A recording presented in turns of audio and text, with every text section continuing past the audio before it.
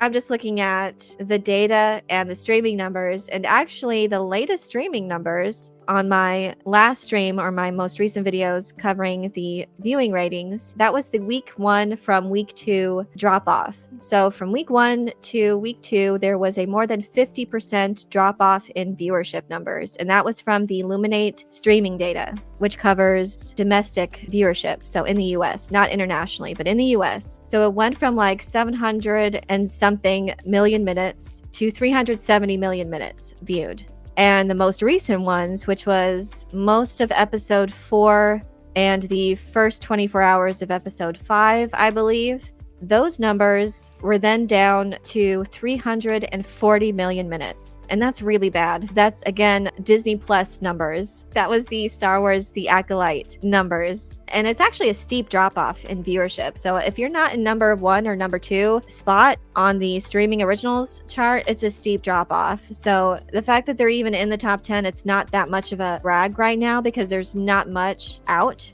that people are watching. So I think Perfect Couple was on there again at the top, and yeah, Secret Lives of Mormon Wives was on there. It's an embarrassment. People are abandoning the show. It's so boring, that's why. In fairness, half of that is people falling asleep in front of the TV. I'm sure. The only people watching this show are shippers, reviewers notwithstanding. It's really not entertaining. At the end of the day, that's why viewers are going to tune out. It feels malicious at this point, not gonna lie. Yeah, it is. Yeah, they know it. And what is the alternative? That they're just that ignorant of the lore? So is that the best case scenario, that they just didn't read the books or that they weren't familiar with Galadriel and Elrond's relationship? Is that the best case scenario, that they didn't read the books, or that they're ignorant? So they're ignorant or it's malicious. And I know they're not ignorant of it. I know they know. I guess that's what they're best at, is gaslighting and PR speak is why they are in charge of this. I don't know. It can't be because they were qualified. Don't be discouraged, and we can say our piece because the showrunners have been antagonized. They haven't been doing it as much, but they know, like, their most recent comments have said, like, oh, well, we expect the trolls. It wouldn't be a journey through Middle-earth without trolls. Like, okay, you say that, but then you put in this blatant stuff that you can't interpret it any other way, but just malicious intent and antagonizing the fans. With that kiss, there's just no, I'm sorry, and even then before, like with Sauron and Galadriel, that whole shipping thing, but you can't convince me otherwise that this is not on purpose. And so, like, okay, you want our attention? We're going to give it to you. We're going to roast it. Jolene Fields, Tolkien fandom is fun and good at heart. Yes. They want our attention. We should give it to them. We should roast it. The show is just a reminder how good the books are. In some way, they are doing a good deed. Exactly. Yes. And again, it's chicken soup for the soul after this to go dive into the books and watch the films. And it's funny, I think the films are actually streaming on Amazon right now. But right now, the show is being watched by 15% of the season 1 premiere audience. The viewership has never gone up, not for a single episode. No. And yeah, this is what I was saying earlier. The most recent viewing numbers from this last week, which had the premiere of episode 5, that went down from the previous week from 370 million minutes to 340 million minutes. It's not good. And Amazon has, like, I think they have a pretty good subscriber base, I think, when it comes to shows and content. Clarkson's Farm and the Grand Tour, people are watching that. They're watching other things. The most upsetting thing is the loss of potential for what could have been.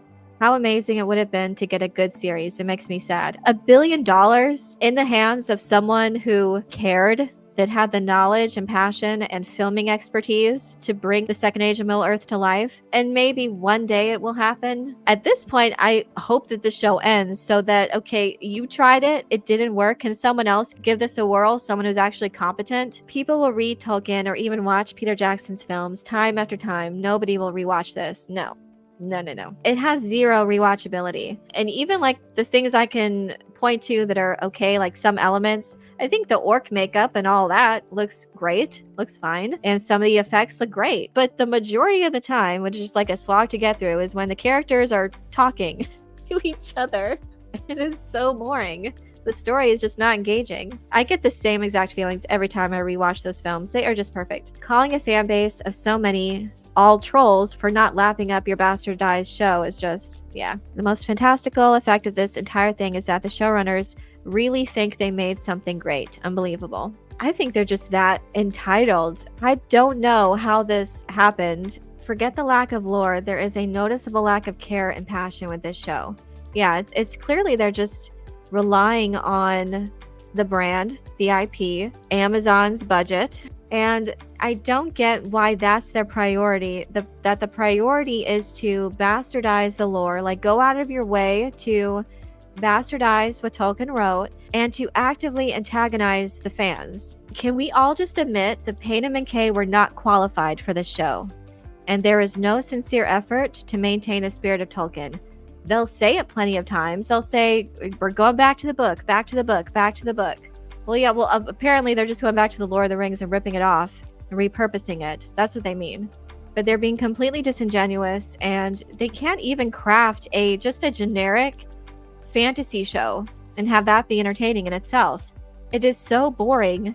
Lore aside, it is poorly conceived, poorly written, and just such a slog to get through. And J.J. Abrams put in a good word, so Amazon's going to give them $1 billion to headline the show with no experience. It baffles the mind. I liked J.J. Abrams before, but I didn't like him that much. He made like one good film that I liked, which was Super 8. Oh, I think he did Mission Impossible 3. Yeah, that was decent. But yeah, they weren't that amazing that I would accept his good word for these completely green showrunners to headline the show. And I'm really curious to see the continuing viewing numbers and cost for this show. I mean, if y'all want to keep spending and blowing billions of dollars on this show, I mean, okay, whatever. Something more to laugh at, I guess.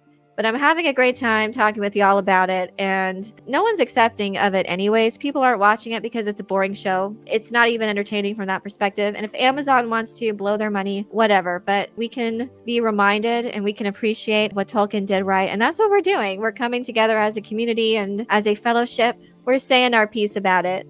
You know, if we had our way, this production would not be presented this way.